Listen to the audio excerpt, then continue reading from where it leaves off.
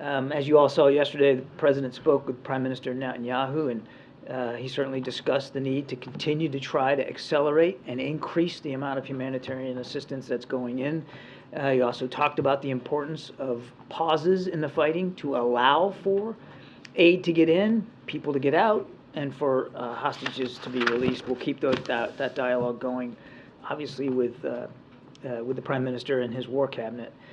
On the idea of people getting out, so we do expect more individuals to depart Gaza today via the Rafah crossing. To date, there's been over 400 U.S. citizens and their families who have been able to depart and have been seeking the assistance of our consular team at the embassy in Cairo. And in just the last 24 hours, about 96, so just under 100 U.S. citizens and family members were able to move across that border. And as I said, it's very fluid. We won't get the final count until the end of the day today because the day is still going on.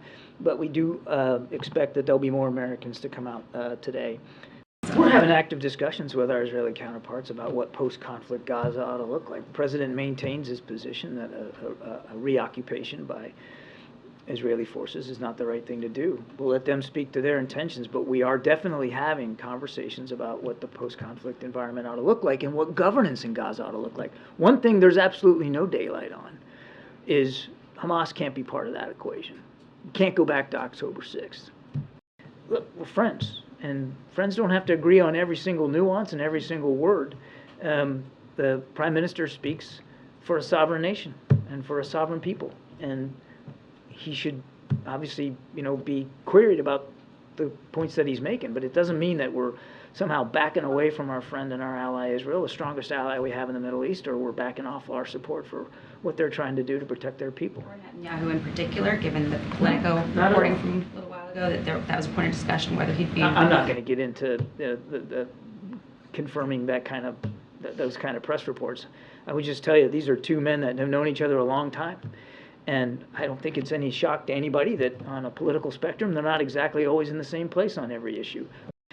We still believe that a general ceasefire is not appropriate at this time. And by general ceasefire, we're talking about everybody laying down their arms, for an indefinite period of time in the anticipation of peace talks and some sort of negotiated settlement. And we just don't believe that it's the right time for that right now. We do think it is the time to continue to pursue pauses in the fighting of a temporary nature for specific purposes. We don't have an exact figure. We don't have the capacity or the capability to provide you an exact figure.